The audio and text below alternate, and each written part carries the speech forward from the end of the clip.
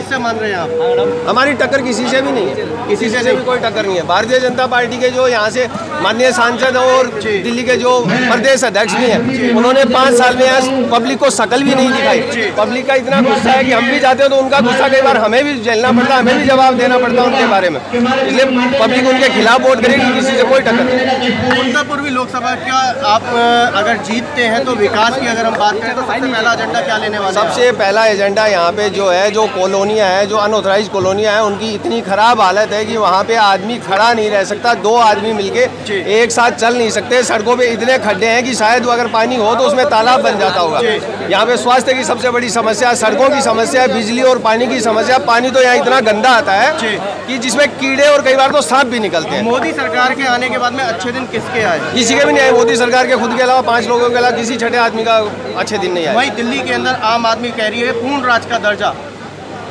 आप क्या कहते हैं? आम आदमी पार्टी हमेशा से पहले दिन से झूठ बोलती आई है। पहले दिन से आप डे 1 से देख रहे हो कि जिस चीज़ को लेके उन्होंने संगठन बनाया और संगठन से लोगों को बेवकूफ़ बनाकर वो सत्ता में आया। उस पार्टी के हाथ पांव जोड़ रहे हैं उनसे गठबंधन करने के लिए। सिर्फ किस लिए? क्योंकि सत्ता पाने के लिए। उनका दिल्ली या दिल्ली वालों के दुख से कोई लेना देना नहीं। उनका जो लेना देना सत्ता से।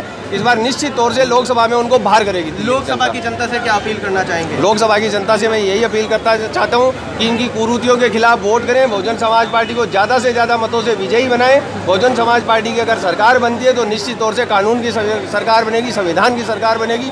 सबसे पहले यहाँ पे बुनियादी जो चीज़ें हैं, जैसे कि पहले उत्तर प्रदेश में होता है, वैसे निश्चित तौर से दिल्ली और पूरे देश में। अच्छा सर, बात की जाए जिस तरीके से उत्तर प्रदेश में गठबंधन हुआ और दिल्ली में कुछ ही दूरी पर उसकी विरोध करेगी कांग्रेस का, तो क्या कहना चाहेंगे? नहीं, कांग्रेस क्यों विरोध करेगी? कांग्रेस का काम है विरोध करना, तो पूरे देश का विरोध करती है। आप नारेबाजी भी लगाएंगे, उसको लेकर क्या करते हैं? नहीं, नारेबाजी पहले कांग्रेस पार्टी जो है वो अपने वजूद को बचाने के लिए संघर्ष कर रही है। पहले वो अपना वजूद बताएं, उसके बाद में देखेंगे। वो तो किसी का भी काबिल ही नहीं रहे हैं अभी कि किसी का विरोध कर सके। वो हमारा क्या विरोध करेंगे? भाई सर, एक क्वेश्चन है जी। जो बीएसपी ने यहाँ पर दिल्ली में जिस तरह से प्रदर्शन कर रही है जी, क्या यहाँ पर कितनी सीटें आपकी आ सकती हैं? बीएसपी 7 सीटों में पूरे दमखम से लड़ रही है, पूरी ताकत के साथ लड़ रही है। और जैसा जनता का हमें रिस्पांस मिल रहा है, प्यार और आशीर्वाद मिल रहा है, निश्चित तौर में इस बार दिल्ली में बीएसपी जो बहुत अच्छा प्रदर्शन करने वाली है। और जैसे देखा जाए तो यहाँ पर रैली होगी मायावती जी की? बिल्कुल होगी। पूरी दिल्ली में रैलियाँ हैं मायावती जी की। पूरी दिल्ली में रैली है। आप जनता से क्या अपील करना चाहेंगे कि वो बहुजन समाज पार्टी को, आपका एजेंडा क्या है कि वोट करेंगे? बहुजन समाज पार्टी का एजेंडा पूरे देश को मालूम है, दिल्ली की जनता को भी मालूम है और उत्तर पूर्वी लोकसभा को तो निश्चित तौर से मालूम है, क्योंकि ये उत्तर प्रदेश से सटी हुई है। यहाँ की जो बुनियादी सुविधाएं हैं, जो लोगों को मिलना चाहिए, जो लोगों का हक और अधिकार है, जो कॉन्स्टिट्यूशन हक देता है, वो भी इन लोगों के पास नहीं है। कल मैं ऐसी कॉलोनियों में कहा कि जहाँ 2 आदमी एक साथ मिलकर चल नहीं सकते हैं, वहाँ पे साफ ऑक्सीजन नहीं मिल सकती है। उन लोगों ने इतना बुरा हाल कर रखा है। उसमें दिल्ली सरकार और भारत सरकार दोनों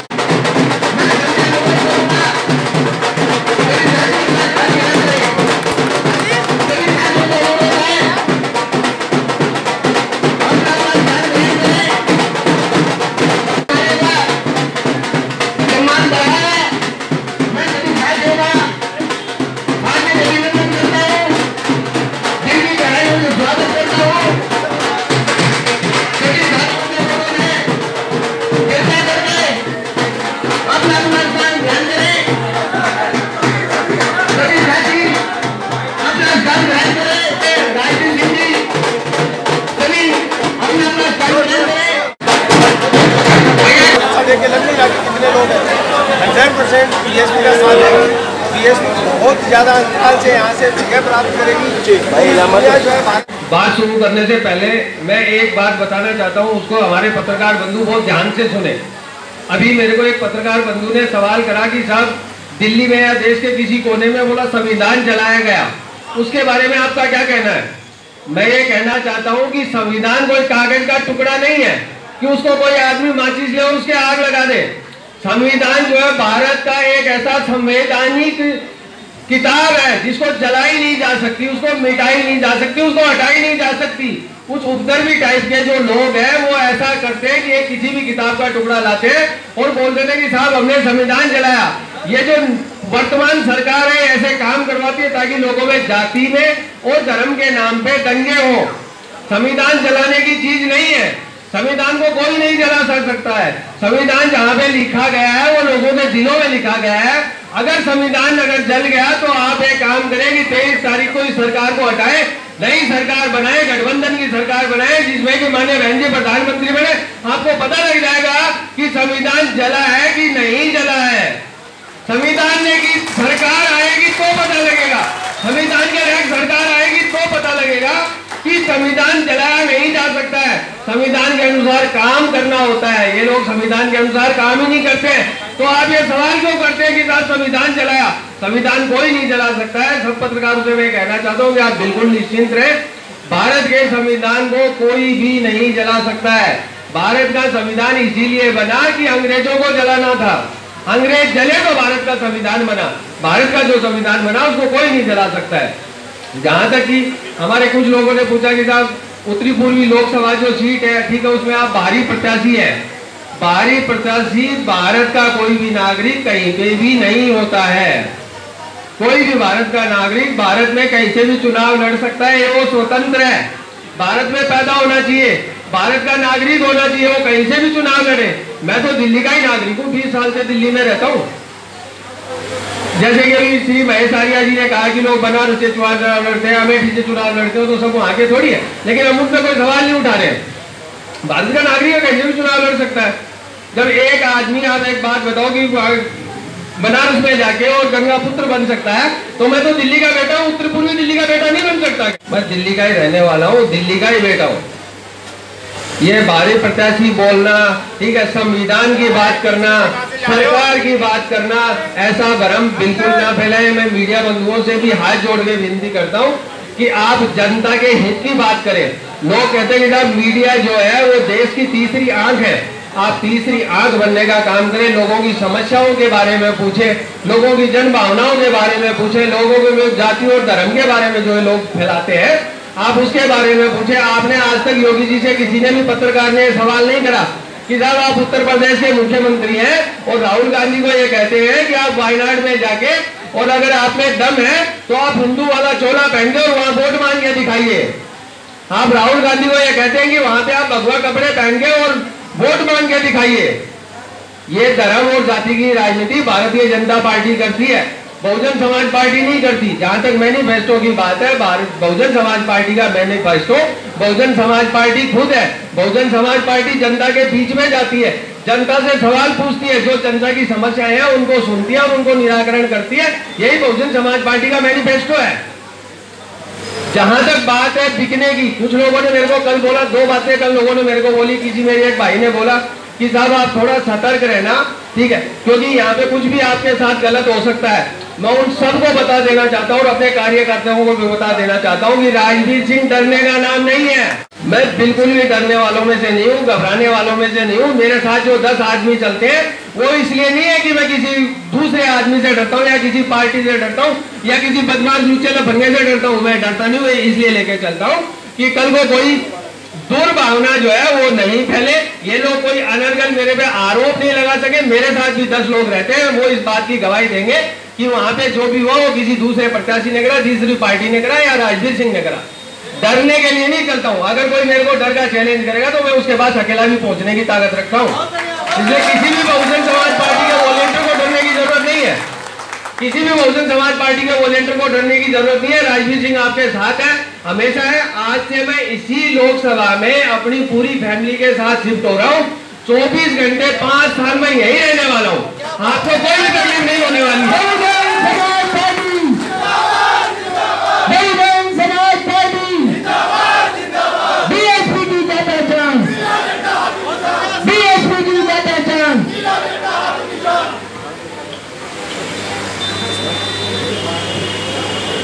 हमारे जितने भी कार्यकर्ता, मैं उनसे कहना चाहता हूं कि हम बहुजन समाज पार्टी को मानने वाले, उनमें आस्था रखने वाले लोग हैं। हम कानून को मानने वाले लोग हैं। कानून के दायरे में रहकर और इनकी बातों का जवाब दे। एक एक आदमी के घर जाए, ज्यादा से ज्यादा लोगों से आप अपील करें कि वो हाथी वाला बटन दबाए, बहुजन समाज पार्टी को विजय बनाए। हमने ना किसी से लड़ना है, ना किसी से झगड़ना है, लेकिन डरना भी नहीं है। हमें डरना भी नहीं है। हम संविधान को मानने वाले लोग हैं। हम संविधान को मानने वाले लोग हैं। संविधान के अनुसार हमने सरकार चलानी है और संविधान के अनुसार चल के ही हमने लोगों के बीच में जाना है। ये लोग भ्रम फैलाएंगे, किसी को जाति के नाम पे डराएंगे, किसी को धर्म के नाम पे डराएंगे और ये फूट डाल के और आपके वोट अपनी तरफ ले जाने की कोशिश करेंगे। केजरीवाल जी कहते हैं कि साहब हम पूर्ण राज्य बनाएंगे दिल्ली को। अब पूर्ण राज्य तो आप बाद में बनाना। 5 साल आपने दिल्ली के लिए क्या काम करा ये तो बताओ।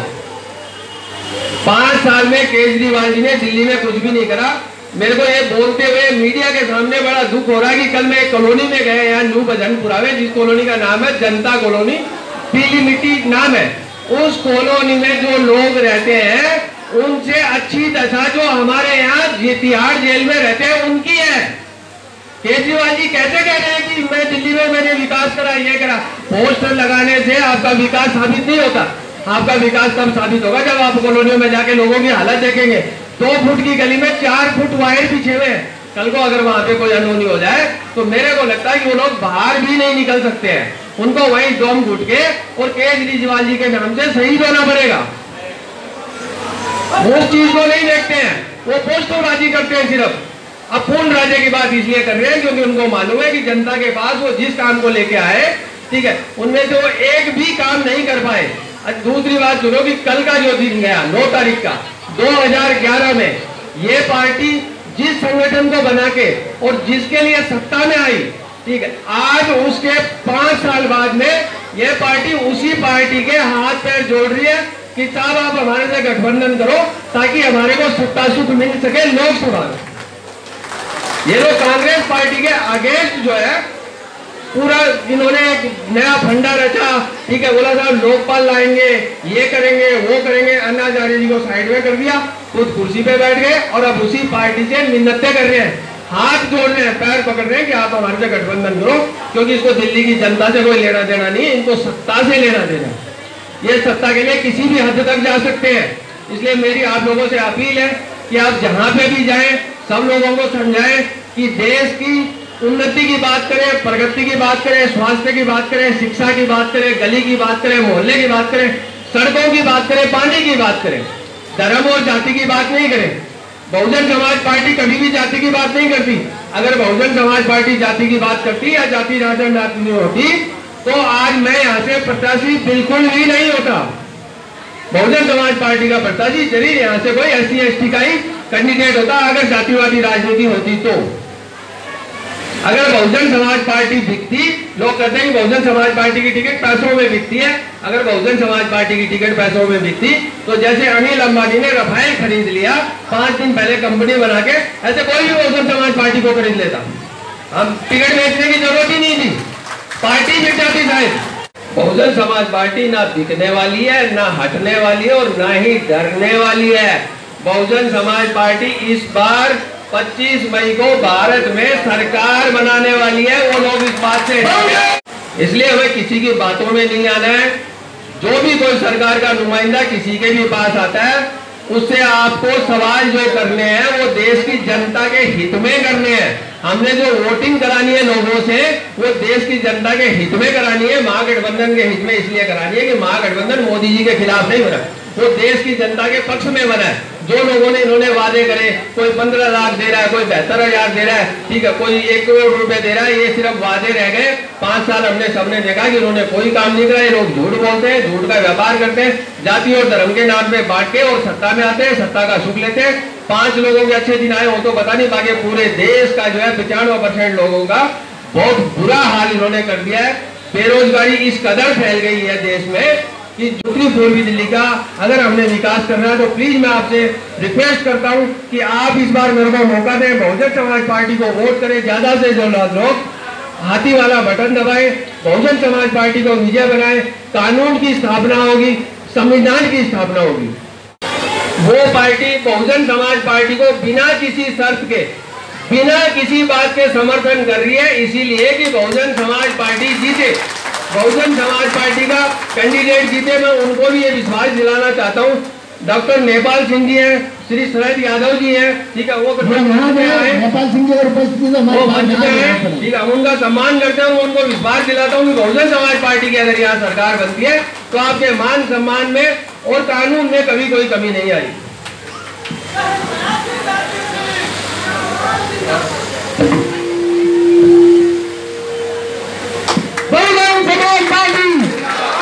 अच्छा देखो, एक और बात आपको बता दूं, मैं कल ही मैंने कहीं पेपर में पढ़ रहा था कि एक आदमी कोई अपने घर में बैठा हुआ था, बाहर से आवाज आई कि आप 400 रुपए में, ये जो अच्छे दिनों की बात कर रहा हूं मैं, 400 रुपए में पूरी जिंदगी आप बैठ के खा सकते हैं।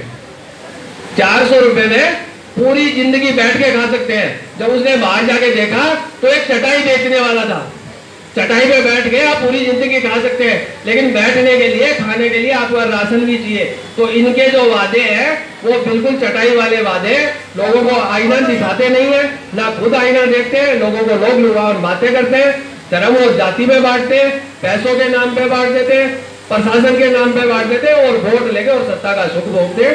ये सत्ता के सुख भोगने वालों को इस बार हटाना है, इनका हटने का टाइम आ गया है। इसलिए मेरी अपील है कि आप एक एक घर में जाएं, इनके जितने भी काले कारनामे सबसे लोगों से उनपे उजागर करें, लोगों को बताएं, उनसे पूछें और बहुजन समाज पार्टी के लिए वोट मांगे। आपका बहुत बहुत धन्यवाद।